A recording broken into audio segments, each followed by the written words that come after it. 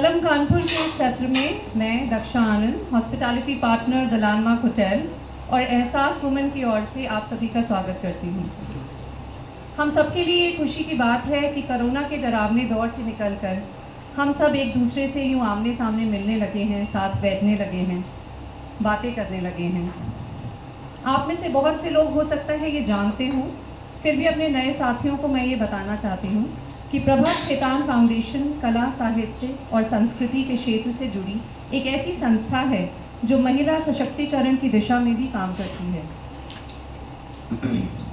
Foundation के कार्यक्रम और गतिविधियां भारत और दुनिया भर के 35 से भी अधिक शहरों में लगातार चल रहे हैं। So we can say that we are happy to collaborate with Prabha Khaitan Foundation in terms of literature and cultural activities in Kanpur. हम अपने आयोजनों की कड़ी में कलम के अलावा किताब, लफ्ज़, एक मुलाकात विशेष, द राइट सर्कल, सुर और साज तथा आखर जैसे कार्यक्रम करते हैं। जहाँ तक कलम की बात है, अपनी भाषा अपने लोग का बढ़ावा देने के लिए ये पहल अब दुनिया भर में लोकप्रिय हो चुकी है। इस मंच पर हम बड़े, स्थापित और कई बार नए लेखकों, कलाकारों को भी उनके प्रशंसकों और पाठकों से सीधे जोड़ते हैं। हमें खुशी है कि आज कलम के इस सत्र में हमारे साथ अतिथि के रूप में मौजूद हैं जाने माने गीतकार, शायर, कवि, नाटककार, लेखक और समीक्षक श्री इरशाद कामली। प्रसिद्ध ब्रिटिश कवि और उपन्यासकार रॉबर्ट ग्रेव्स ने कहा था, कवि होना एक शर्त नहीं है, पेशा है। ये बात हमारे आज के अतिथि कामिल जी पर पूरी तरीके से फिट बैठती है। आप अपने तरीके के अनूठे गीतकार हैं, कवि हैं। भारतीय फिल्म जगत को उन्होंने अपने अनूठे शब्दों से कई तरीके से रोशन भी किया है।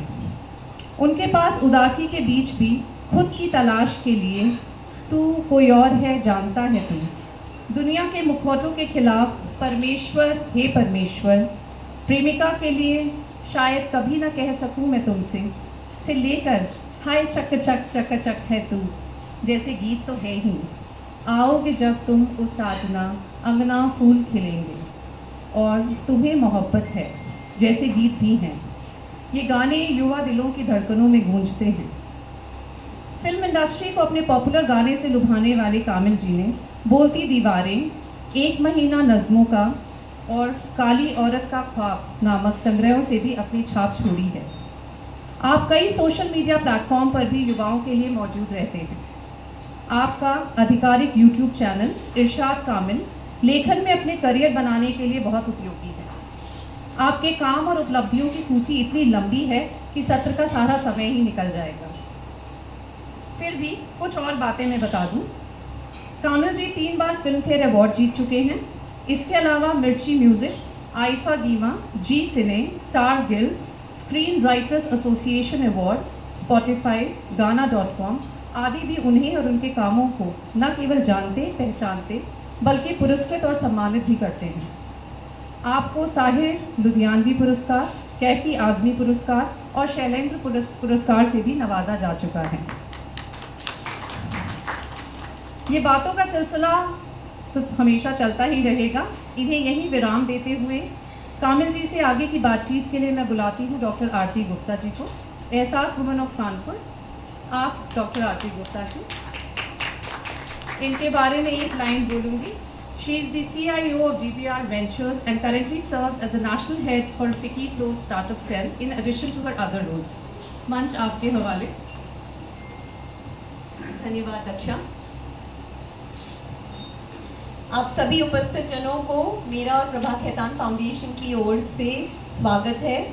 मैं आप सबकी ओर से इरशाद जी का स्वागत करती हूँ कानपुर में। ये पहली बार कानपुर आए हैं तो इरशाद जी बहुत का सफ़र, एक पत्रकार से एक शायर का सफ़र, बचपन में फिल्मों की तस्वीरों से खेल खेलने से लेकर आज फिल्मों की तस्वीरों पर अपना नाम देखने का सफ़र, ये सफ़र कैसा रहा?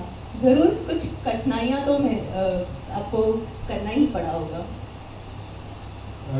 जी बहुत बहुत शुक्रिया आप सब लोगों का यहाँ आने के लिए। कानपुर के सब रोशन दिमाग लोग यहाँ पे मौजूद हैं, समझदार, ज़हीन, साहित्य और संगीत से प्रेम करने वाले आप सबको मेरा आदाब, नमस्कार। जैसे बच्चे बड़े होते हैं वैसे गांव भी बड़े होते हैं। जैसे बच्चों का कद बढ़ता है, गांव का भी कद बढ़ता है, वो कस्बा बन जाता है, फिर शहर बन जाता है, फिर महानगर हो जाता है। तो अभी वो कस्बे की स्टेज से निकल चुका है, इतना बड़ा हो गया। और वो जहाँ मैं था या जिस गली में, जिस मोहल्ले में मैं रहता था, वहाँ हम बच्चे जब खेला करते थे, ये बात आप अंदाज़ा लगा सकते हैं, मैं तकरीबन 30-32 साल पहले की बात कर रहा हूँ, जब मैं खेलता हूँ गली के मोहल्लों, गली के बच्चों के साथ 8-10 साल का। तो वहाँ हमारे पास, क्योंकि अभी तो बहुत सारे गेम्स हैं, वहाँ खेलने के लिए गेम्स थे नहीं ज़्यादा, वो खुद ही इजाद करने पड़ते थे। मतलब वो क्रिएटिविटी कह लीजिए, वो आप ये कह लीजिए कि वो ज़रिए जो होते हैं अपने आप को एंटरटेन करने के, उनकी कमी कह लीजिए, जो भी कह लीजिए, पर मुझे लगता है इस तरह की कमी बहुत अच्छी होती है, आदमी को क्रिएटिव बना देती है वो। तो हम खुद ही इजाद करते थे, और उसमें से एक तरीका ये भी था कि हमारे पुराने जो मैगजीन्स होते थे, पुराने मैगजीन से हम फिल्मों की वो तस्वीरें जो होती थी उनको काट लेते थे। जैसे धर्मेंद्र की कहीं किसी मैगजीन में, अखबार में फ़ोटो छपी है तो उसको काट लिया, किसी ने किसी दूसरे की, अमिताभ बच्चन की फ़ोटो काट ली, किसी ने राखी की काट ली, ऐसे बच्चों ने काट ली। फिर वो आपस में हम खेलते थे। अच्छा, तुझे राखी पसंद है? हाँ, तो तू अगर 2 धर्मेंद्र मुझे दे देगा तो मैं 1 राखी तुझे दे दूंगा। तो इस तरह के खेल खेलते खेलते फिर वो चित्रहार आता था बुधवार को, फिर रंगोली आता था रविवार को सुबह 8 बजे, वो सुबह सुबह उठ के देखना, और उसके बाद शनिवार को पिक्चर दूरदर्शन पे देखना, और फिर इतवार की शाम उस पिक्चर को अपने मोहल्ले में पिक्चराइज करना। ओके, अभी तू मनोज कुमार है और ये जो है ना प्रीत बनेगा सायरा बानो, तो उन दोनों की लड़ाई हो जाएगी अभी फिर मैं आऊँगा। तो इस तरह से हम वो एक बच्चों का जो खेल होता था, बच्चों का जो पिक्चर देखी थी, वो अपना अंदाज में उसको उसका चित्रांकन करने लगते थे। वो मुझे नहीं पता वो बातें कैसे उस बाल मन में बैठती गई, कैसे वो इच्छा बड़ी होती गई, कैसे वो सारी चीज़ें पनपती गई मेरे अंदर, और कैसे मैं सब कुछ करता करता चुपचाप उनके बारे में सोचता भी रहा। ऐसा नहीं है कि पहले ही दिन मैंने ये फैसला कर लिया कि मैं तो बम्बई जा रहा हूँ और बम्बई जाके मैं तो ये काम करने वाला हूँ, अब इसके बाद तो बस कुछ नहीं है जिंदगी में। बिल्कुल ऐसा नहीं है। उसी तरह से जैसे सब बच्चे करते हैं मैट्रिक करने के बाद, अब मैट्रिक की तो बाई चांस ही कह लीजिए, पढ़ता तो ज़्यादा नहीं था, नंबर अच्छे आ गए मेरे, तो घर वालों को लगा तो ये तो पढ़ने में बहुत होशियार है। तो वो उनकी गलतफहमी मैंने जब 11वीं में एडमिशन ली, वहीं मैंने उनकी गलतफहमी दूर कर दी। उनकी गलतफहमी मैंने दूर कर दी क्योंकि उन्होंने मुझे ले दी साइंस, वो भी नॉन मेडिकल। उन्होंने कहा अरे 10वीं में बहुत अच्छे नंबर आए हैं इसके, ये तो इंजीनियर डॉक्टर से नीचे कुछ बन ही नहीं सकता है, इसका तो दिमाग ही बहुत है लड़के का। तो उन्होंने नॉन मेडिकल ले दिया। तो मैंने सोचा कि इनकी गलतफहमी ऐसे तो दूर होगी ही नहीं, तो मैं फिजिक्स में और मैथ में फेल होके आराम से मैंने उनको सेटल कर दिया कि आप सेटल हो जाओ, मैं कोई इतना इंटेलिजेंट हूँ नहीं। खैर फिर उन्होंने कहा तुम ये तो असल में शौक लगा, उनको झटका लगा कि हमने तो सोचा था तुम बड़े होशियार हो यार, तुम तो 4 में से 2 पेपर में रीअपीयर लेके आ गए हो। तो मैंने कहा मैं आपको लगा होगा पर मैंने तो नहीं कहा ना मैं होशियार हूँ, तो तुम करना क्या चाहते हो? मैंने कहा मैं लिटरेचर पढ़ना चाहता हूँ। तो उन्होंने कहा ओके, लिटरेचर कौन सा पढ़ना चाहते हो? अब मैंने बोल तो दिया मैं लिटरेचर पढ़ना चाहता हूँ, तो मैं सोच में पड़ गया सबसे आसान वाला कौन सा होता है। तो इंग्लिश में तो बहुत पढ़ना पड़ेगा, इंग्लिश मतलब बाकी। तो मुझे लगा कि हिंदी ले लेता हूँ, हिंदी आसान होता होगा, क्योंकि स्कूल तक जो हिंदी पढ़ी थी वो इसी तरह की थी कि मेरे स्कूल पे ऐसे आ गया, मेरे अध्यापक पे ऐसे आ गया, और फीस माफ़ी की का एक पत्र लिख दिया, एप्लीकेशन लिख दिया, तो मैंने कहा ऐसा ही कुछ आ गया होगा। तो वो मैंने ले लिया, वो लिया, तो मुझे पता चला कि एक्चुअली लिटरेचर तो एक खान है, एक बहुत बड़ा सरमाया है। और धीरे धीरे ना करते हुए भी मैं बचता बचाता उसकी गलियों में अपने आप जाने लगा। मुझे अच्छा लगने लगा उसको पढ़ना, वो कहानियाँ पढ़ना, वो कविताएं पढ़ना। फिर ग्रेजुएशन मैंने की, ऑनर्स किया लिटरेचर में, देन पोस्ट ग्रेजुएशन की। फिर मैंने वो वक्त आ गया कि जब मैंने हिंदी समकालीन कविता में डॉक्टरेट किया और साथ मैंने जर्नलिज्म किया। और जर्नलिज्म का किस्सा ये रहा कि असल में हॉस्टल में रह के मैं पीएचडी कर रहा था। हॉस्टल में ये किस्से जिंदगी के, मेरा एक सीरीज यूट्यूब पे चलता है शायर नाम से, जिसमें आजकल मैं साहिर पे बात कर रहा हूँ, जहाँ मैं ये कहने की कोशिश कर रहा हूँ कि साहिर को हम अभी देखते हैं, जैसे इरशाद कामिल को अभी आप देखते हो, पर बहुत सारी ऐसी छोटी छोटी चीज़ें होंगी जिन्होंने एक इरशाद को इरशाद कामिल बनाया होगा। तो वो ज़्यादा इम्पोर्टेंट, वो ज़्यादा महत्वपूर्ण चीज़ें होती हैं बनिस्बत किसी और चीज़ के, बड़ी घटनाओं के ज़िंदगी में। तो हुआ यूँ कि हम हॉस्टल में थे, आरती जी हॉस्टल में रहता था। तो मैं ग्रेजुएशन के बाद पीएचडी के दौरान तो ऐसे हॉस्टल में बैठे मेस में खाना खा रहे थे। उन दिनों होता क्या था, उन दिनों खाने की सबसे इम्पोर्टेंट आइटम ये होती थी, या कह लीजिए कि सबसे पता चलता था ये घर का सबसे प्यारा बच्चा है जिसको माँ 1 किलो का देसी घी का डिब्बा दे देती थी।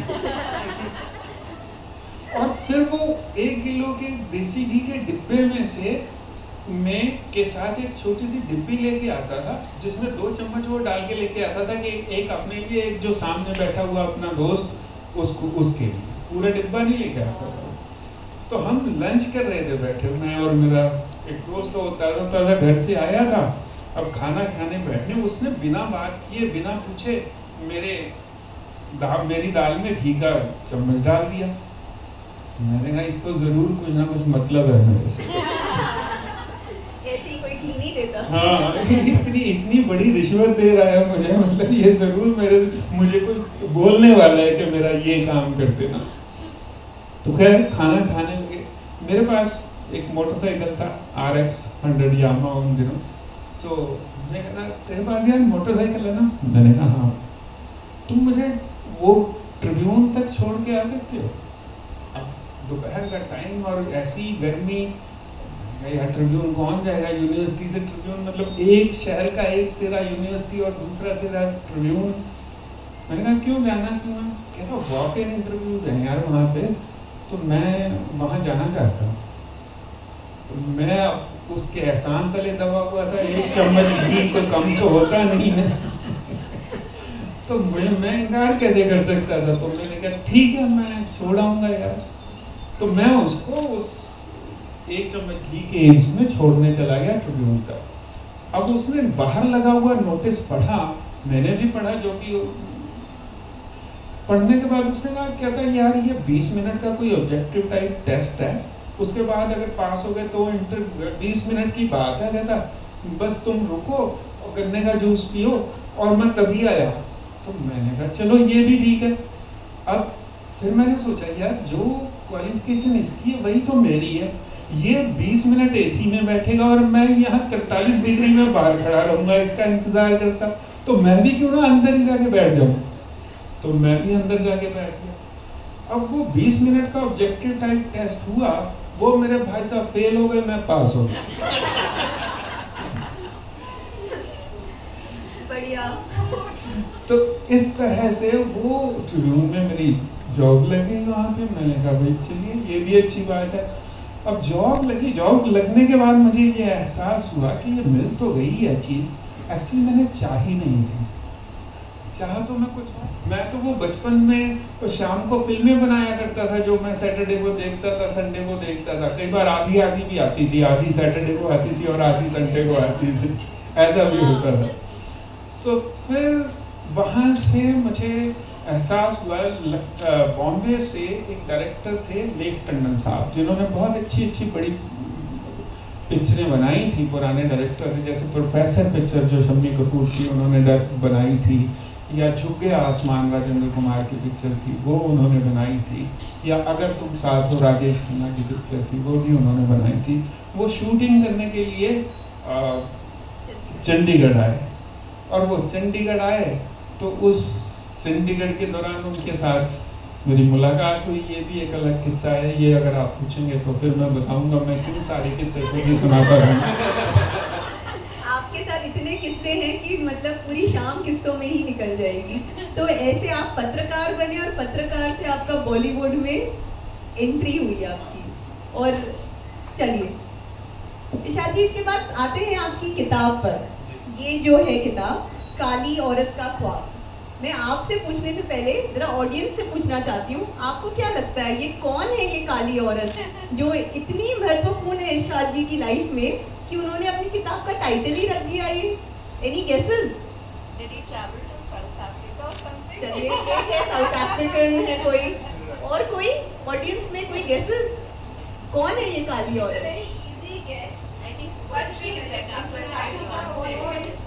हाँ, चलिए इरशाद जी आप बताइए कि ये इस किताब के बारे में बताइए, और ये काली औरत का की इम्पोर्टेंस के बारे में बताइए। ये कौन है ये काली औरत?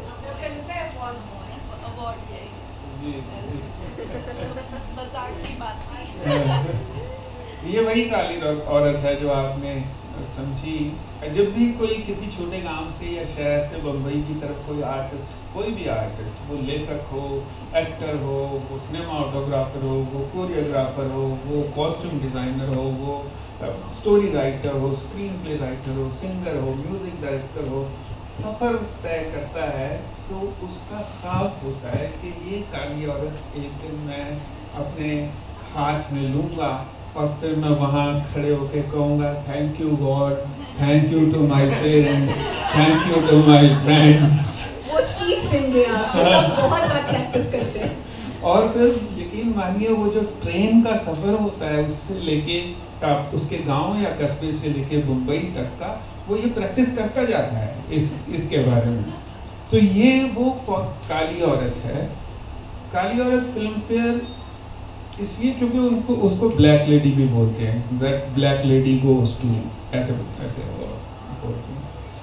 ये इम्पोर्टेंट मार्क इसलिए है कि एक इसको तकरीबन 65 या उससे भी ज़्यादा, एग्जैक्टली मुझे अब याद नहीं है, साल हो गए हैं इस अवार्ड को चलते हुए।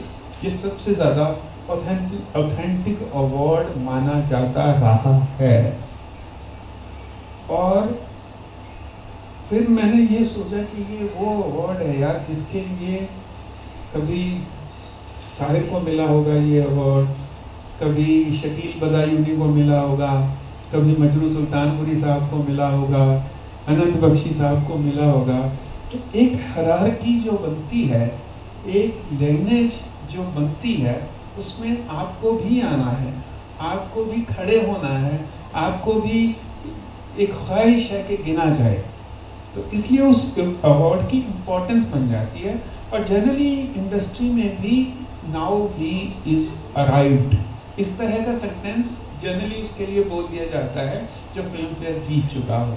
क्योंकि फिल्म फेयर जीतना, यकीन मानिए, इतने सारे कंपटीशन में, संघर्ष में आसान नहीं है।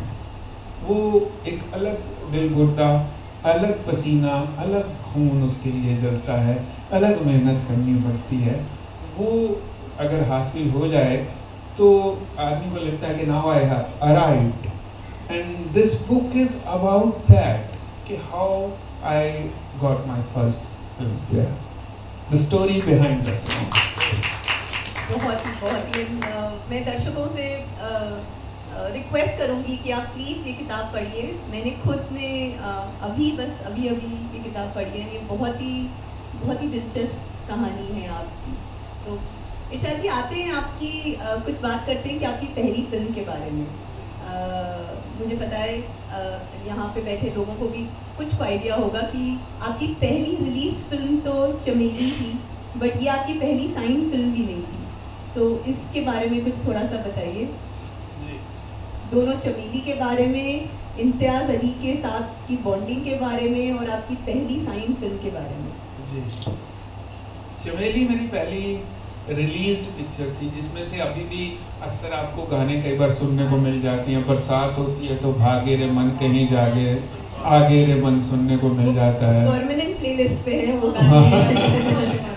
और वो फिर मन साथ समंदर डोल गया, जो तू आंखों से बोल गया, ले तेरी हो गई यार सजना बे सजना, ये अभी भी मिल जाते हैं। और बड़े मेरे लिए खुशी की बात है कि इतने सालों बाद भी, तकरीबन 16-17 साल के बाद भी, ये गाने अभी तक रेडियो बजा रहा है और बहुत आप जैसे लोगों की प्लेलिस्ट में हैं ये गाने। और मेरी पहली साइन पिक्चर सोचा ना था थी। जी बहुत शुक्रिया। सोचा ना था हम बहुत सारे लोगों की पहली पिक्चर थी। सोचा ना था इम्तियाज़ अली की पहली पिक्चर थी। सोचा ना था अभय देओल की पहली पिक्चर थी। सोचा ना था आयशा टाकिया की पहली पिक्चर थी। सोचा ना था उस पिक्चर के जो आर्ट डायरेक्टर थे सनी फड़के, उनकी पहली पिक्चर थी। सोचा ना था मेरी पहली पिक्चर थी। तो इस लिहाज से ये बहुत सारे जो नए नए एक पिक्चर बनाने के शौकीन, काम करने के शौकीन लोग थे, तो वो इकट्ठे हुए थे इस पिक्चर के लिए। और ये पिक्चर मुझे कैसे मिली? म्यूजिक डायरेक्टर एक संदेश शांडिल्या, आपने नाम सुना होगा, बहुत अच्छे अच्छे गाने उन्होंने बनाए हैं। जैसे अभी इन्होंने एक का जिक्र किया था, आओगे जब तुम हो साजना अंगना फूल खिलेंगे, या फिर पिया बसंती रे काहे सताए आजा। तो वो काफ़ी, या यू आर माई सोनिया, या सूरज हुआ मध्यम, चांद जलने लगा, बहुत अच्छे अच्छे काम उन्होंने किए हैं और कर रहे हैं। तो ये एक्चुअली सोचा ना था फिल्म में म्यूजिक डायरेक्टर थे। अब इनको मैं सोचा ना था से कुछ दिन पहले ही मिलने के लिए गया। अब इनसे मिलने का किस्सा भी बड़ा कमाल का किस्सा है। सुनाइए, आपके किस्से तो सुनने बैठे हैं हम। अब हुआ ये कि मेरे एक दोस्त किसी तरह से इनको संदेश शांडिल्या साहब को पंजाब से जानते थे। उन्होंने कहा, अरे यार एक म्यूजिक डायरेक्टर है संदेश शांडिल्या, बड़ा नया नया आया है, तुम उसको फ़ोन कर। मैं उस तरह से किसी को भी फ़ोन करने वालों में से कभी रहा नहीं। मैं इजीली ऐसे ही किसी को जाके बोल दूँ, I don't want to disturb anybody, और I am not that kind of person that you should go and ask for work. No, I don't need that kind of work. If I am capable, then work will come to me. मैं अक्सर ये बात करता हूँ कि मैं I don't want to be a part of success. I want to be reason of it. तो वो उनके, उसने फ़ोन किया कि आप संदेश शांडिल्या से मिलो जाके। मैंने कहा ठीक है मिलूँगा। बात आई गई होगी 2-4 दिन के बाद उसने ऐसे फिर फ़ोन किया, और इरशाद क्या हाल है, ठीक है, कैसा चल रहा है? चल रहा है भैया, अभी ठीक कर रहे हैं। तो मिला तो संदेश से? नहीं मिला। अरे यार तुम मिलता क्यों नहीं है? मैंने एक बार वहाँ मिला था, बात की थी। खैर मैंने कहा ठीक है मिल लूँगा। ऐसे ही 2-3 बार हुआ, और चौथी बार उसने लगभग मुझे डांट दिया यार, ये तो मैं मतलब हद हो गई है यार, मतलब इतनी भी क्या बात है, जाके मिलना ही है उसको फ़ोन करो और उसको बोलो मैं इरशाद का मिलूँगा, मुझे मिलना है। तो मैंने भी उसकी डांट की एनर्जी में फ़ोन कर दिया संदेश को, और मैंने कहा कि मैं संदेश शांडिल्या साहब, मैं इरशाद खान हूँ, आपसे मिलना चाहता हूँ। और वो इतना भला मानस, उसने कहा कि मैं परसों को एम्पायर स्टूडियो में रिकॉर्डिंग कर रहा हूँ, तुम आ जाओ। मैं चला गया उनके पास। मैं गया तो ऐसे ही वो बैठे थे जी, थे। मैंने कहा मैं शायद, हाँ आपका फ़ोन आया था, आप क्या करते हैं? मैंने कहा मैं लिखता हूँ। हाँ आप लिखते हैं, तो कुछ सुनाइए। मैंने कहा अच्छा। तो वो लंच कर रहे थे, उस टाइम लंच टाइम था जब उन्होंने मुझे बुलाया, तो वो खाना खाते रहे, और मैंने कहा ठीक है मैं गज़लें सुनाता रहा। वो खाना उनका ख़त्म हुआ, मैंने 20, 25, 30 गज़लें उनको एक ही सांस में सुना रहा था। जी एक कुछ उसमें से एक सुना दीजिए अभी। अच्छा चलिए उसमें से सुना देता हूँ। उस टाइम पे मैं लिखता उनको जो सबसे बाद में हुआ क्या, वो मैं फिर सुनाता हूँ बाद सॉरी आपको इंटरप्ट किया मैंने, पर मैं रोक नहीं पाई अपने आप को कि एक गज़ल सुना दीजिए। चलिए जो वो बार बार सुनते थे वो सुना देता हूँ कि धूप का एक टुकड़ा रहता है इन पलकों की छाँव में। धूप का एक टुकड़ा रहता है इन पलकों की छाँव में, अच्छा खासा शहर बसा है एक छोटे से गांव में। शौक से तोड़ो मेरे सपने लेकिन इतना ध्यान रहे, शौक से तोड़ो मेरे सपने लेकिन इतना ध्यान रहे, कोई सपना चुभ ना जाए मेहंदी वाले पाँव में। तो वो मैंने उनको सुनाया, फिर मैंने उनको और सुनाया, कुछ ना हुए तो ना सही, कुछ ना रहे तो ना सही। ये उन दिनों मेरा एंथम हुआ करता था, मैं ये खुद के लिए गाता था ये एंथम। मतलब एक आदमी का पर्सनल एंथम भी हो सकता है, उसमें क्या है, आदमी अपने लिए भी तो एंथम गा सकता है।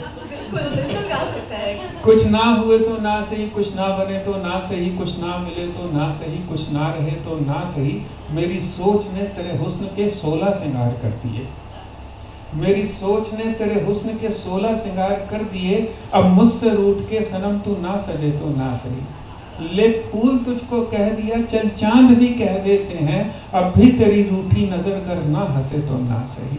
मैं वो हूँ जिसके खून में खुददारी और जिद भी बहे, मेरे साथ चल मेरी शर्त पर चल ना सके तो ना सही। तो मैं सुनाता गया और उन्होंने 10, 15, 20 मिनट जितनी देर लंच किया तो मैं तो लगा रहा, मतलब 1, 2, 3, 4, 5, 6 और 20-25 सुना दी मैंने उनको। अब खाना खाने के बाद उन्होंने कहा भाई साहब आप से मिलना पड़ेगा, मिलेंगे? मैंने कहा बिल्कुल, तो आप मुझे नंबर दे दो, मैं कनेक्ट करता हूँ। मैंने दे दिया नंबर, लैंडलाइन नंबर था मेरे पास। अब ये बात मैं बड़े लोगों से सुन चुका था कि मिलना, मिलते रहना, नंबर दे दो, फ़ोन करेंगे। तो मैंने सोचा ये भी वही सिलसिला निकला जो पहले, मतलब हाँ, मतलब इन तिलों में भी कोई तेल नहीं है। तो आ गया तो 2, 4, 5 दिन के बाद उनका एक फ़ोन आया, लैंडलाइन जैसा मैंने कहा होता था। उन्होंने फ़ोन किया, मैंने उठाया, हेलो इरशाद भाई। मैंने कहा हाँ। संदेश बोल रहा हूँ। मैंने कहा जी संदेश भाई, आदाब, नमस्ते। हाँ अच्छा, वो तुमने क्या शेर सुनाया था यार, वो धूप का टुकड़ा तो कुछ था ना? मैंने कहा हाँ, वो धूप का एक टुकड़ा रहता है इन पलकों की छाँव में, अच्छा खासा शहर बसा है एक छोटे से गांव में। हाँ हाँ हाँ ठीक है, फोन रखती है। ये भी सही है ना? उसके बाद फिर थोड़े दिनों उनका फोन आया कि हेलो। मैंने कहा जी हेलो, मैं संदेश बोल रहा हूँ इरशाद भाई, संदेश बोल रहा हूँ। हाँ जी संदेश भाई। अच्छा वो आपने क्या सुनाया था संदेश भाई कि वो अपने होठों से तेरी, क्या था वो अपने, हाँ मैंने कहा वो था जी, अपने होठों से तेरी पलकों पे उल्फत लिख दूं, आ तेरे नाम नए ढंग से एक खत लिख दूं। हाँ ठीक है। मैंने फिर फोन रख दिया। अब उन्होंने फिर 2-4 दिन के बाद मुझे 5 दिन के बाद फोन किया। मैंने फिर उठाया, हेलो इरशाद भाई। मैंने कहा जी मैं संदेश बोल रहा हूँ। मैंने कहा जी ये अच्छा जो आपने, मैंने कहा 1 मिनट ये आप जो शेर सुनते हैं और फिर फ़ोन रख देते हैं, मतलब ये मुझे समझ में नहीं आ रहा है एक्चुअली क्या है क्या। कहते इरशाद भाई आपस की बात है, किसी को बताइएगा मत। मैंने कहा नहीं। कहते मेरा अफेयर चल रहा है, मैं तुमसे शेर सुनता हूँ उसको सुना देता हूँ।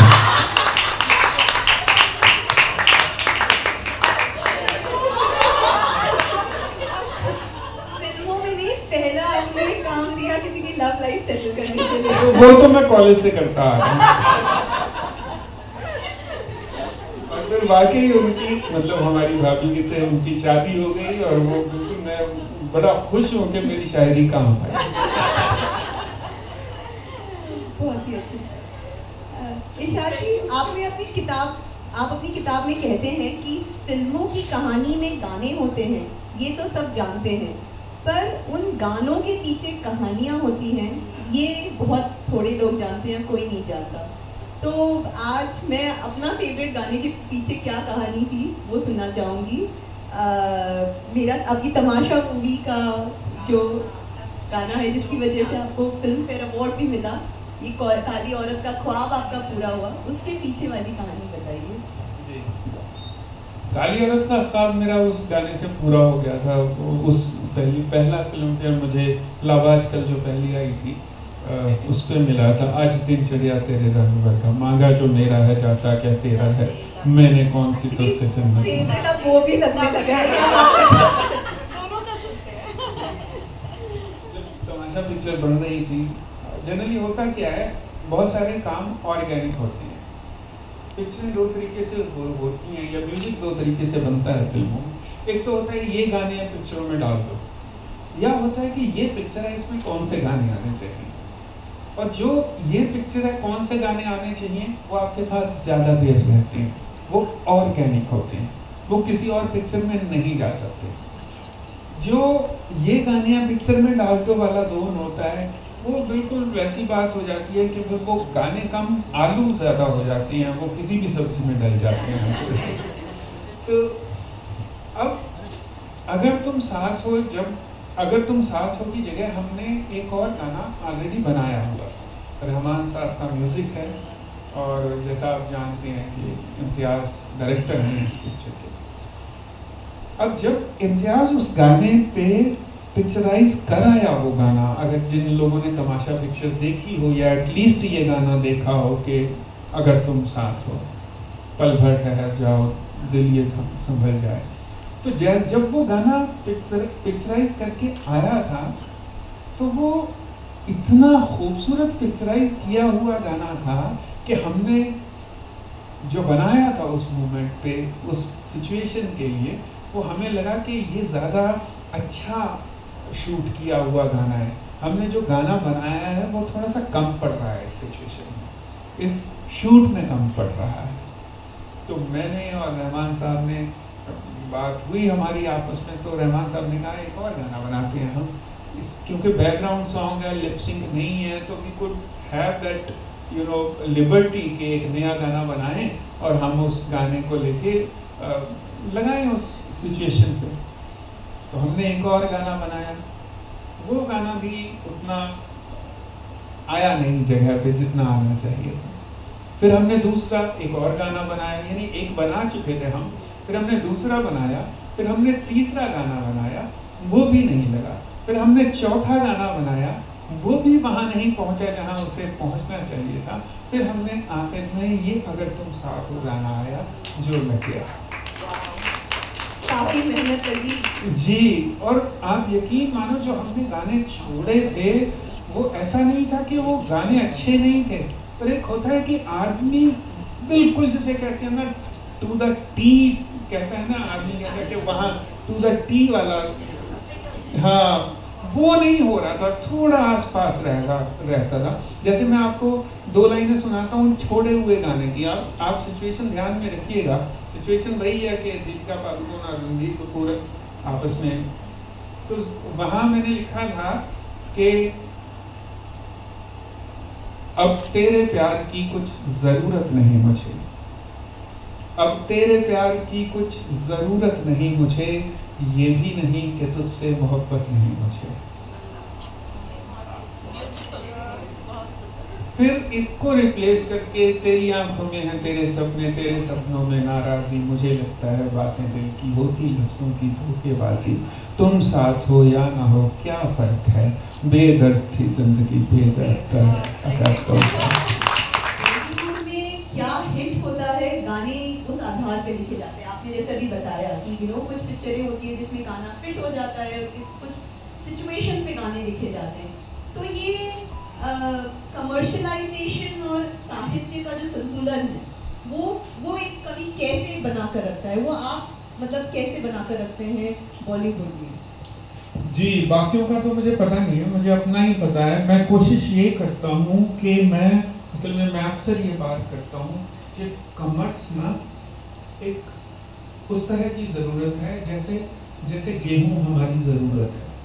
तो ये आटा है कमर्स और साहित्य है नमक। आटे में अगर थोड़ा सा नमक डाल दो तो रोटी बड़ी स्वाद बन जाती है।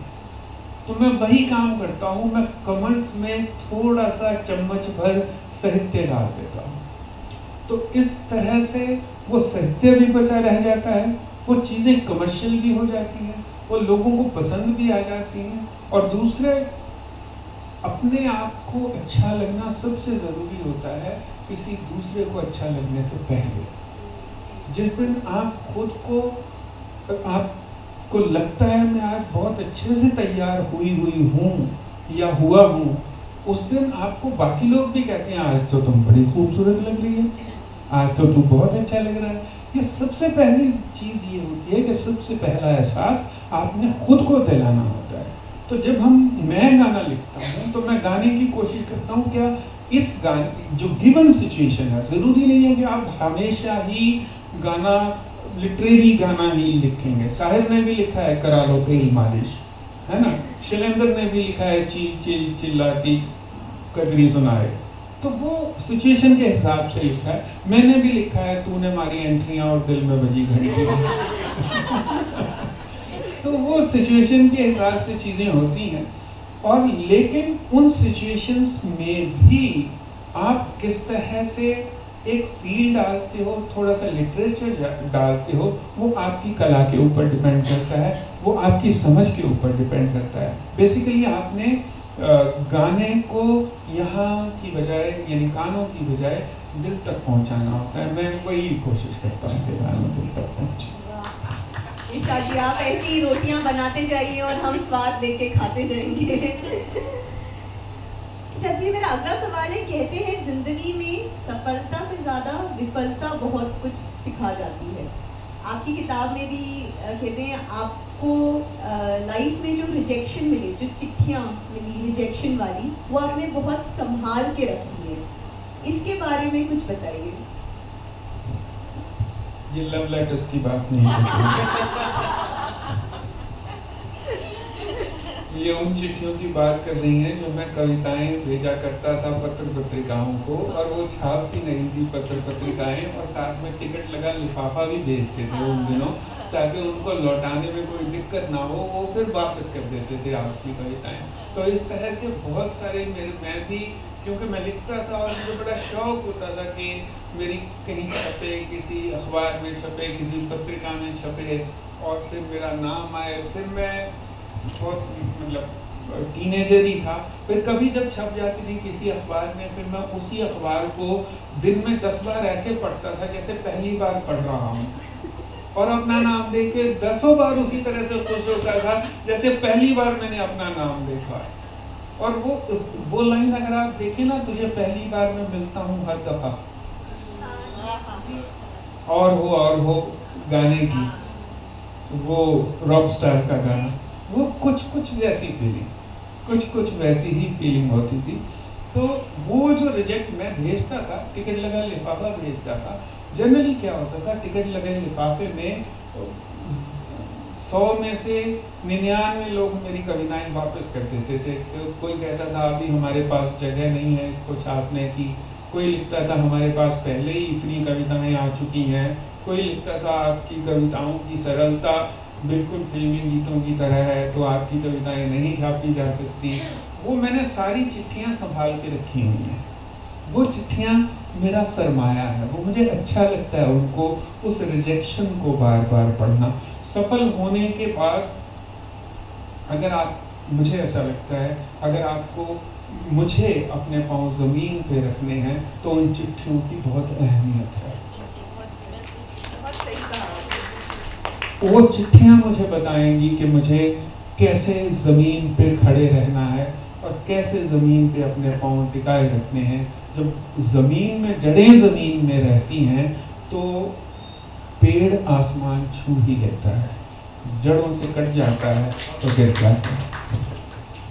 बहुत ही सही कहा Isha ji. I think failures teach you more and it's very important to remember that. Isha ji, सवाल तो मेरे पास एक पन्ने भर के पूरे और हैं, बट आई थिंक ऑडियंस भी कुछ पूछना चाहेगी, तो हम ऑडियंस से सवाल पूछने से पहले एक आप कुछ 2 पंक्तियाँ और सुना दीजिए। हम थोड़ी सी ग्रीडी हो रहे हैं इधर। चलिए ठीक है, मैं और सुनाता हूँ आपको कि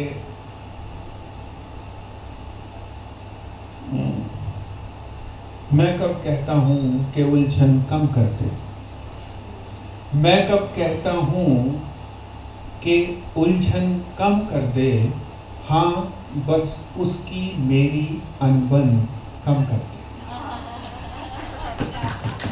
मैं कब कहता हूँ कि उलझन कम कर दे, हाँ बस उसकी मेरी अनबन कम कर दे। मैं ही हूँ वो जिस पे तुझको मरना है, मैं ही हूँ वो जिस पे तुझको मरना है। बात समझ और अपनी भटकन कम कर दे, बात समझ और अपनी भटकन कम कर दे। कितनी सौदागर है दुनिया, आपने कॉमर्स की बात की थी, कितनी सौदागर है दुनिया लानत है, कितनी सौदागर है दुनिया लानत है। बस्ते बोझल करके बचपन कम कर दे, कितनी सौदागर है दुनिया लानत है, बस्ते बोझल करके बचपन कम कर दे। शहर उसे कहते हैं गांव वाले हम, शहर उसे कहते हैं गांव वाले हम, कमरों की खातिर जो आंगन कम करते हैं।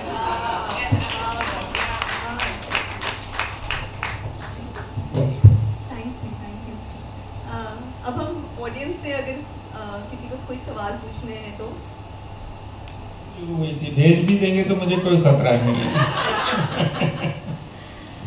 लव लाइफ असल में क्या है कि ये इस तरह की चीज़ होती है कि मेरी लव लाइफ में मुझे कुछ क्या सिखाया या क्या नहीं सिखाया वो अलग बात है। ये मुझे क्या लगता है, जो मोहब्बत होती है ना, मोहब्बत एक पौधा होता है। मोहब्बत किसी एक दिन का, किसी एक साल का, किसी एक टाइम की चीज़ नहीं होती। वो तो अब भी चल रही है, वो तो तब भी चल रही थी और आज के बाद भी चलती है। जैसे अगर आप लिखने के मूड होता होगा, लिखने का भी एक समा बनता है, अंदर से निकलता है लिखने का, तो क्या ज़रूरी है कि हमें वो सब चीज़ें एक्सपीरियंस करनी होती हैं अगर लिखना होता है उसके बारे में? क्या आपके वो सेल्फ एक्सपीरियंसेस होते हैं कि आप दूसरों की लाइफ के एक्सपीरियंसेस भी उतने ही खूबी से लिख सकते हैं जितने आप अपनी लाइफ के एक्सपीरियंसेस पे लिख सकते हैं? जी, मैं ये अक्सर बात करता हूँ कि किसी भी लेखक के लिए पढ़ना बहुत ज़रूरी होता है। जो लोग यहाँ लिखते होंगे उनको ये बड़ी हम्बल रिक्वेस्ट की है, पढ़िए ज़रूर। आप ज़िंदगी एक जी रहे होते हैं और एक ही जी सकते हैं, लेकिन अगर आप किताबें पढ़ते हैं तो आप एक ज़िंदगी में बहुत सारी ज़िंदगियाँ जी सकते हैं। अगर मैं देवदास पढ़ रहा हूँ शरद चंद्र का, तो मैं पढ़ता पढ़ता हो सकता है कई बार देवदास बन गया होगा, मुझे लगा होगा। या मैं टैगोर का बहुरानी पढ़ रहा हूँ तो हो सकता है मुझे बहुरानी की फीलिंग आई होगी, उसी वजह से मैं मीरा के लिए कुछ लिख पाया। या वेद और मीरा की बात कर रहा हूँ मैं मीरा के लिए कुछ लिख पाया, मैं जब भी मेट की हीर के लिए कुछ लिख पाया, शायद वहीं से निकला होगा। तो आप जितना पढ़ते हैं, वो कोई भी नॉवल हो, कहानी हो, कविता हो, वो आपके जीवन का, आपकी ज़िंदगी का हिस्सा बन जाती हैं वो चीज़ें।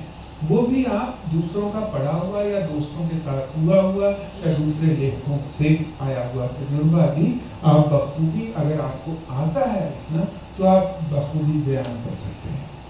कोई फर्क नहीं होता एक इसका या इनडायरेक्ट एक्सपीरियंस बराबर? हाँ, मतलब मुझे लगता है कि पढ़ना भी कोई ज़्यादा फर्क नहीं होता। डायरेक्ट आप हर एक्सपीरियंस आपको डायरेक्ट नहीं हो सकता, लेकिन अगर होगा भी तो ऐसा नहीं है कि वो डायरेक्ट एक्सपीरियंस जैसा आपको हुआ होगा जब आप लिखने बैठो वही डिमांड हो रही होगी आपसे, राइट? वो कोई और तरीके, मान लीजिए ब्रेकअप ही हुआ है, मेरा ब्रेकअप किसी और तरीके से हो सकता है, किसी दूसरे का किसी और तरीके से हुआ होगा। और मान लीजिए पिक्चर में सिचुएशन आई है, वहाँ कोई तीसरे तरीके से ब्रेकअप हुआ है, फील कर लेते हैं। हाँ, तो वो चीज़ जितना आप महसूस करोगे उतना ही, जितना महसूस करूँ तुमको उतना ही पागल। सॉन्ग में बहुत आर्गुमेंट है, तो वो आपसे अच्छा कोई सेटल नहीं कर पाएगा जो आपका सॉन्ग है अगर तुम साथ हो। हमारे और जैसे सबकी प्लेलिस्ट में वो गाना था, वो परमानेंट वही चल रहा था, और काफ़ी लोग इनको मिला के ये कहते थे बहुत ही रोमांटिक सॉन्ग है। तो मैं कहता था ये रोमांटिक सॉन्ग कैसे हो सकता है कि तुम साथ हो या ना हो, क्या फ़र्क है। ये तो ये है कि आपको मैंने फॉर ग्रांटेड ले लिया, तो इस पे हम लोग की बहुत बहस हुई है सालों तक। तो आज आप प्लीज़ उसको सेटल कर दीजिए कि एक्चुअल में वो सॉन्ग है क्या। वो पीक ऑफ जब किसी, आपको पता है कि जब मीठा इतना हो जाता है ना, इतना हो जाता है, जब आपकी बर्दाश्त से बाहर हो जाता है तो वो जहर हो जाता है, कड़वा हो जाता है। जो आदमी किसी दूसरे को इतनी शिद्दत से चाहता हो कि आदमी कहते हैं ना कि अगर तुमने मुझे छोड़ा ना तो मैं तुम्हें मार दूंगी। अब ये क्या सिचुएशन है, मार दूंगी? क्यों मारेगा कोई मोहब्बत में किसी को? ये असल में उसका एक्सप्रेशन है। ये एक्सप्रेशन है कि मैं फना हो जाऊंगा या मैं फना हो जाऊंगी अगर मैं तुमसे जुड़ा हूं। तो वो जो एक ट्रूथफुलनेस में जो बात होती है, क्योंकि मैं जब भी रोमांटिक गानों के बारे में आपको बता दूं, खासकर अपने रोमांटिक गानों के बारे में, मैं कोशिश करता हूं मैं फ्रिवलनेस रोमांटिक गाने ना लिखूं, मैं झूठे रोमांटिक गाने ना लिखूं, मैं सच्चे रियलिटी की जमीन पे खड़े हुए रोमांटिक गाने लिखूं। अब यही गाना है, तुम साथ हो या ना हो, क्या फर्क है। हम अक्सर, अगर आप क्या सोचते हैं कि जिनको मोहब्बत होती है उनमें आपस में कभी लड़ाई नहीं होती? होती है। और मोहब्बत जितनी शिद्दत के साथ एक दूसरे में वो जिसे कहते हैं धंसे हुए होते हैं, उतनी धंसी हुई लड़ाई होती है। जी बिल्कुल बिल्कुल।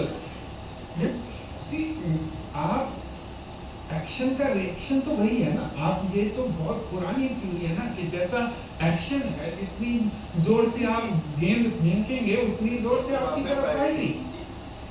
आपने मुझे जोर से मोहब्बत दी है तो मेरी तरफ से जोर से मोहब्बत आएगी। मुझे जोर से गुस्सा चढ़ाया है तो मेरा जोर से गुस्सा आएगा। ये बहुत जरूरी है। अदरवाइज क्या होता है, वो ल्यूक वार्म से रिलेशनशिप होते जा रहे हैं। रिलेशनशिप, मोहब्बत का रिलेशनशिप तो एक्चुअली वैसे वाला रिलेशनशिप होता है।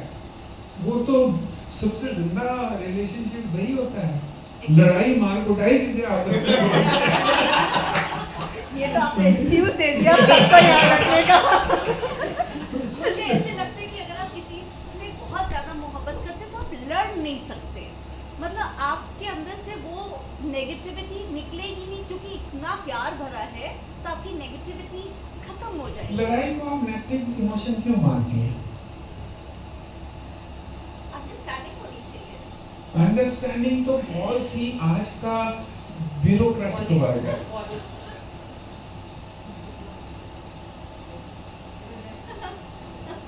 लड़ाई अच्छी बात है। मैं नाराज हूँ आपसे किसी बात से, मैं क्यों ना बोलूँ आपसे मैं नाराज हूँ। आप बोले, लेकिन आप लड़ाई नहीं करें। वो लड़ाई का मतलब मेरा मार कुटाई नहीं है। लड़ाई का मतलब मैंने बोला कि आपने मुझे ऐसा कर दिया, आपने मुझे इतनी तकलीफ पहुंचाई है यार, आपने ये बात अपनी जितनी अपने अंदर आपके भरी हुई है, जो इमोशन, वो इमोशन आपने एज इट इज रख दिया। खराब तरीके से बोलना जरूरी है। नहीं, खराब तरीके से, अगेन मैंने कहा, मार कुटाई गाली गलौज से मेरा मतलब नहीं है। लड़ाई से मतलब ये है कि यार अपनी तकलीफ को जाहिर करना तो किसी हद तक बहुत उसी पैशन के साथ। अब मुझे तकलीफ इतनी पहुंची है कि मेरा रोना आ रहा है और मैं आपके सामने हंस के बताऊंगी यार तुमने मुझे तकलीफ पहुंचाई, क्यों बताऊं? मैं रो के बताऊंगा यार, तभी तो आप तक पहुंचेगी मेरी बात। अगर मैं हंस के आपको बताऊंगा कि यार आपने ये जो बात की ना मेरे दिल में लगी कसम से, इतनी नहीं लगी होगी। झूठ बोल रहे हाँ, इतनी नहीं लगी होगी जितनी वो कहा है। बहुत ही ज्यादा इनका सेकंड पक्ष रह गया। आपको सच बताओ, हमारी लड़ाई होती नहीं है। अगर होती है तो उसी दिन सेटल होके हम लोग ये समझदार होंगे। Thank you so much. ऐसा कैसे? ये एक्सपीरियंस नहीं, वो इसलिए कि जब सामने वाले को गुस्सा है तो सामने वाले को चुपचाप बैठ जाए, ये सुनना चाहिए आराम से बैठ। तो मैं आपको बताना चाहती हूँ कि जब ये आर्ग्यूमेंट हो रहा था तो आपने तो मेरे पक्ष में ही आंसर दे दिया। जो आपने आंसर दिया वही मैंने इनको दिया था कि तुम ट्रैवल करते हो तो तुमको क्या, तुम मेरे को भूल जाते हो। जब तुम मीटिंग में बैठे हो तब भी मेरे को एक टेक्स्ट ड्रॉप करता है, खाना खाया कि नहीं खाया। तो मैंने कहा यही उस सॉन्ग का भी मीनिंग है कि तुम साथ हो ना हो तो भी तुम मेरे साथ हो। तो आपने तो मेरे पक्ष का ही आंसर दे दिया। बिल्कुल ना है ये पाना ना खोना ही है, तेरा ना होना जाने क्यों होना है। मोर देन मैंने एक्सपेक्ट किया था। इतना अच्छा लग रहा है आपको सुन के, ऐसा लग रहा है कि इवनिंग बस चलती जाए। आपने मेरे फेवरेट सॉन्ग्स, मूवीज सब आपने यहाँ पे जितने भी जिक्र किए वो सब मेरे फेवरेट लिस्ट में है। आपसे मेरा बस एक बहुत सिंपल क्वेश्चन है, यहाँ पे सभी लोग आपको इतना आपके फैंस हैं, आप किसके फैन हैं? कहाँ मैं सचिन तेंदुलकर का भी मतलब कहाँ किस फील्ड में?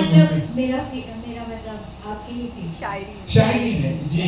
मैं बहुत लोगों का फैन हूँ, सच में बहुत लोगों का फैन हूँ। जैसे मैं अगर आपको लिस्ट बताऊँ, पहली बार मैं पढ़ता बहुत हूँ, तो पढ़ता बहुत इन द सेंस जो मेरे हाथ में लग जाता है जब मौका लगता है, और जनरली मौका लग जाता है क्योंकि आप ट्रैवल करते हैं जब एक जगह से दूसरी जगह। आज इस तरह के शहर हम डेवलप हो रहे हैं या बातें हो रही हैं तो आपको आधा घंटा, पौना घंटा, 1 घंटा लग ही जाता है एक जगह से दूसरी जगह पहुँचने में।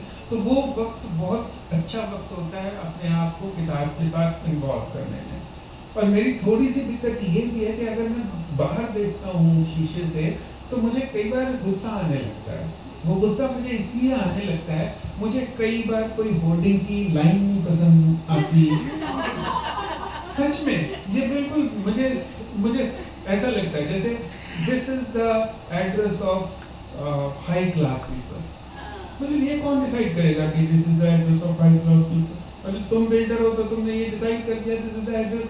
No, I am not agree. इस तरह की जो स्मार्ट टाइप के वन लाइनर होते हैं मुझे कई बार नहीं अच्छे लगते। तो बेहतर ये है कि आप किताब लो और उसमें इन्वॉल्व हो जाओ और आप पढ़ते जाओ। और आपको एक बार और बताऊं कि मेरी वाइफ ने तो गाड़ी में वो आई ब्लाइंडर रखा हुआ है जो प्लेन में है, वो ज्यादा गुस्सा है ये लगा के सो जाता। तो मैं बहुत सारे लोगों का फैन हूँ। गीतों में अगर मैं गीतकारी में अगर मैं कहूँ तो मैं साहिर साहब का फैन हूँ, मैं शैलेंद्र का फैन हूँ, शैलेंद्र जी का, मैं कैफी साहब का फैन हूँ, मैं मंजूर सुल्तानपुरी साहब का फैन हूँ। इनके रीजन है मेरे पास। मैं नाम नहीं, ऐसे नहीं सिर्फ नाम गिनवा रहा आपको। जैसे साहिर साहब का मैं इस वजह से फैन हूँ कि रोमांस में फलसफे का जो उन्होंने एक पुट दिया है, चलो एक बार फिर से अजनबी हो जाए हम दोनों, या अगर वो खूबसूरत मोड़ देकर छोड़ना अच्छा, वो अफसाना जिसे अंजाम तक पहुंचाना ना हो मुमकिन, उसे एक खूबसूरत मोड़ देकर छोड़ना अच्छा। ये जो रोमानियत में फलसफे का पुट दिया है ये साहिर साहब ने बहुत ही कमाल किया है हमें। फिर शैलेंद्र साहब उनके लिखावट में लोकगीतों की झलक बहुत है। ना हाथी है ना घोड़ा है, वहां पैदल ही जाना है, सजन रे झूठ मत बोलो, खुदा के पास जाना है। और भाषा की पकड़ और जिसे कहते हैं बहर, जो गजल लिखते हैं उनको पता होगा, मीटर जिसको बोलते हैं, उसकी पुख्तगी मंजूर साहब में बहुत है। हम हैं मकाई कूचा बाजार की तरह, हर एक निगाह उठती है खरीदार की तरह। तो वो बात, तो ये लोग मेरे बड़े फेवरेट लोग हैं गीतकारी में। अदरवाइज में और बहुत सारे पोएट्स, एक कोई नहीं है डायरेक्ट एक। अभी करंट मेरे बहुत सारे हैं, जैसे करंट में वैसे जावेद साहब तो मुझे अच्छे ही लगते हैं, गुलजार साहब तो अच्छे ही लगते हैं, बाकी मेरे कंटेम्प्रेरी हैं। हम जो कंटेम्प्रेरी लोग चल रहे हैं ना, वो ट्रिब्यूटरीज नदियों की तरह हैं। ओके, अब उनमें से नहीं पता कौन सी नदी गंगा बनने वाली है और कौन सी सूखने वाली है। वो समय बताएगा आपको आज से 20 साल बाद कि कौन सी नदी सूख गई और कौन सी गंगा या यमुना बन गई। तो अभी लेकिन बहुत अच्छे हैं, राजशेखर बहुत अच्छा मुझे लगता है लिखते हैं, मयूरपुरी बहुत अच्छा लिखते हैं, और भी बहुत सारे लोग हैं जो अच्छा। आपके गीत, आपके बोल तो बहुत ही लाजवाब है, और आपसे सुनने को मिला उससे अच्छी क्या बात है। एक छोटी सी चीज़ थी कि जब आपको कोई गीत मिलता है लिखने के लिए तो कभी कभी तो बिल्कुल निर्झर जैसे सुनने की तरह वो शब्द आ जाते हैं, विचार आ जाते हैं, बोल आ जाते हैं। कभी कभी what we call writer's block वो हो जाता है, और आपको यदि वो गीत बना के देना है, कुछ टाइम लिमिट है, तब फिर आप क्या करते हैं? छोड़ देते हैं या एक ब्रेक लेते हैं? किस तरह से आप वापस आते हो इस पर? जी, बड़ा अच्छा क्वेश्चन है, क्योंकि जो लिखते हैं उनके लिए बड़ा वैलिड क्वेश्चन है। ऐसा ही होता है, ऐसा आ सकता है कि आप कोई कविता लिख रहे हैं, कोई गीत लिख रहे हैं, कोई कहानी लिख रहे हैं, आफ्टर पॉइंट आपको समझ में नहीं आता जाना कहाँ है। आप सोचते रहते हैं, तो उसका रीजन ये होता है मैम कि उस पर्टिकुलर पॉइंट में सोचते सोचते दिमाग थक जाता है। बिल्कुल उसी तरह से अब हमारे यहाँ तो ऐसे कहते हैं कि मेरा पाँव सो गया, ऐसे रखा। अब यहाँ पे भी शायद ऐसे ही बोलते होंगे। अब एक पोजीशन में आपका पाँव रहे तो वो पड़ा उधर सो जाता है, नहीं काम करता। इसी तरह से जहन है, दिमाग है, एक पोजीशन में एक पर्टिकुलर पॉइंट पे आप उसको रखते सोच रहे हैं, तो वो भी सो गया है वहाँ पे।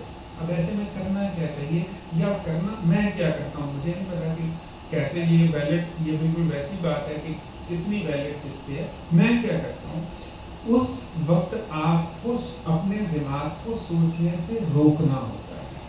और दिमाग एक ऐसी चीज है कि आप कुछ भी ना करो ना, तब भी वो सोचता रहता है, और आप सो रहे हो तब भी सोचता रहता है, आप बेड पे होते हो तब भी सोचता है, आप स्टडी में हो तब भी सोचता है, आप गाड़ी चला रहे हो तब भी सोचता है, मीटिंग में बैठे हो तब भी सोचता है, आप खाना खा रहे हो तब भी सोचता है। ये चलता ही रहता है। यही एक हमारी बॉडी का पार्ट है जो 24 घंटे काम पे रहता है। लेकिन एक सिचुएशन ऐसी है कि काम करना अपना थोड़ी देर के लिए रोक देता है। वो सिचुएशन कब है? एक जैसे जब आप बहुत ज्यादा फिजिकल वर्क में चले जाते हैं, तो फिजिकल वर्क पे जब आप चले गए तो माइंड डाइवर्ट हो जाता है। मैं जनरली ये अपने आप को सोच से रोकने के लिए मैं लंबी दौड़ पे निकल जाता हूँ, मैं एक्सरसाइज में चला जाता हूँ। और जब आपको लगता है कि मैं ये 30 किलो का वेट उठा रहा हूँ, तो आपका ध्यान इसमें रहता है कि मेरे पाँव पे लगे, तो कविता का बोल नहीं सूझ रहा होता आपको कि मुझे क्या लिखना है क्या नहीं। तो ऑटोमेटिकली वो आपको एक ब्रेक मिल जाता है। आप लंबी दौड़ में जा रहे हैं, आप सैर को निकल रहे हैं, ब्रिस्क वॉक को निकल रहे हैं पार्क में। These things really works for in this situation. Thank you so much. मैं आऊँगा जब भी अनिता जी कहेंगी, आप लोग कहेंगे, मैं जब कहेंगे हाजिर हो जाऊँगा। बैंड असल में वो इंडिया का पहला पोइट्री बैंड है। जनरली क्या होता है, बैंड्स म्यूजिकल बैंड्स होते हैं जिसमें म्यूजिक इम्पोर्टेंट हो जाता है, वर्ड्स पीछे रह जाते हैं। ये इकलौता इंडिया का पहला पोइट्री बैंड है जिसमें वर्ड्स ड्राइविंग सीट पे हैं और म्यूजिक उसको फॉलो कर रहा है। हम 5 लोग हैं उस बैंड में, और पांचों के पांचों आउट ऑफ पैशन ज़्यादा इकट्ठे हुए हैं बनिस्बत उसको उस तरह से जैसे मतलब कहते हैं कि जिसको हम कमर्शियली उसको वैसे एक फैला दें बनिस्बत उसके। मैं हूँ और मेरे साथ वायलिन पे एक हैं जो वो एक्चुअली में विस्लिंग वुड्स जो सुभाष घई साहब का इंस्टीट्यूट है वहाँ पे म्यूज़िक की प्रोफेसर हैं वहाँ पे, वो नंदिनी शंकर, और वो रागिनी शंकर, नंदिनी उनकी बहन है, रागिनी नंदिनी, और उनकी जो मदर हैं वो, और इवन उनकी जो नानी है, चारों की चारों वायलिन बजाती हैं, और वो पीढ़ी पूरा एक विरासत है। तो वो रागिनी हमारे साथ बैंड में है। हमारे साथ मराठी के म्यूजिक डायरेक्टर हैं अग्निल गोमन, वो गिटार पे मेरे साथ होते हैं। तो ऐसे ही प्राजक्ता शुक्रिया, वो इंडियन आइडल फर्स्ट की रनर अप है, वो हमारे साथ होती हैं। तो ऐसे हमने बनाया हुआ है। तो हम जो बोल उसमें पोइट्री इम्पॉर्टेंट है, म्यूजिक फिलर है। ऐसा नहीं है कि म्यूजिक इम्पॉर्टेंट है, पोइट्री फिलर है। मैं उसको उस बैंड का छोटा सा हिस्सा आपको सुनाता हूँ। उसमें हम अक्सर सुनाते हैं वो लड़की नाम की एक नज़म है मेरी जो हम बैंड में सुनाते हैं, उसका एक आधा बंद सुना देता हूँ मैं आपको, उस बैंड का फील आ जाएगा आपको। बिल्कुल। वो लड़की न जाने कहाँ होगी, खत आधे अधूरे से लिखती थी, जो जैसा चाहूँ मैं वैसी ही दिखती थी। जो खत आधा थमा के जो हाथों में कह देती थी खुद पूरा कर लेना। खत आधा थमा के जो हाथों में कह देती थी खुद पूरा कर लेना। मेरे दिल में है क्या तुमको मालूम है, दिल की बातों से कागज को भर लेना। बातें मेरी तुम्हारी जुबान होगी, वो लड़की न जाने कहाँ होगी। क्या बात है इरशाद जी। बहुत शुक्रिया। और ये मेरा सौभाग्य है कि आज मैं आपको सुन पाया है यहाँ पे। आपका पूरा मैंने साहित्यिक यात्रा वृतांत सुना, मुझे बहुत प्रेरणा मिली। एक्चुअली मेरे मन में जो प्रश्न था वो मैडम ने पूछ लिया। अगल बगल में बैठे हुए वाइब्रेशंस मेरा प्रश्न मैम तक पहुँच गया। अब मैं उसको थोड़ा सा आगे बढ़ाना चाह रहा हूँ कि ये जो राइटर ब्लॉकेज वाली बात है वो मेरी शंका का समाधान हो गया। अब इसमें क्या होता है कि कई बार जैसे आदमी वर्किंग है, आप तो फुल टाइम जैसे साहित्यकार हैं, लिखते हैं। हम लोग फुल टाइम नहीं है, फुल टाइम कुछ और करते हैं जीवोपार्जन के लिए, लेकिन साहित्य एक पैशन है, वक्त मिलता है तो लिखते हैं। अब वो जो ब्लॉकेज है वो समय तो ठीक है, चलो थोड़े दिन में लिखेंगे। अब जा रहे हैं ड्राइव करते हुए या कहीं लोग अचानक से कोई ख्याल आता, लगता है ये शब्द बहुत मुफीद है, ये लाइन बड़ी मुफीद है, इस पर फिट होगी। तो 2 बार 3 बार गुनगुनाया, वो लाइन स्कूल लेके लेके उस वक्त नहीं लिख पाए, और फिर चलेगा वो अच्छी वाली जो लाइन थी जो सबसे बेस्ट लग रही थी, वो दिमाग में नहीं आ रही। तो अब इस तरह की समस्या को मैं अभी तो क्या करता हूँ कि पहले तो मैं थोड़ा देर में लिख लूँगा, अब मैं गाड़ी रोक लेता हूँ, देखता हूँ स्लिप हो तो लिख लूँ। तो कई बार लिख लेता हूँ, लेकिन कई बार परिस्थितियाँ ऐसी होती है कि नहीं लिख पाता हूँ, फिर वो भूल जाता हूँ। जो मुझे लगता है कि शायद इस समय सबसे बेस्ट लाइन जो है वो निकल जाती है दिमाग से, कभी नहीं आती। तो कभी आपके साथ अगर कोई ऐसा हुआ हो, आपने उसका कुछ रास्ता निकाला हो, तो मुझे मार्गदर्शन मिल जाएगा। जी मेरे साथ भी अक्सर ऐसा हो जाता है। जो थॉट, जो विचार आपके पास आपका स्ट्रॉन्ग है वो आपके पास वापस आएगा। जो आपके पास नहीं आ रहा वो इसका मतलब वो लगा था आपको विचार स्ट्रॉन्ग है, पर वो विचार उतना मजबूत नहीं था। जो रिश्ता मजबूत होगा वो आपके पास वापस आएगा, जो चला गया वो रिश्ता मजबूत नहीं। Thank you so much. आप ही की एक पंक्ति से इस शाम को एंड करें। लम्हा लम्हा जोड़कर जिंदगी बनती है, लेकिन कुछ तेज तरह खट्टे मीठे लम्हे यादें बन जाते हैं।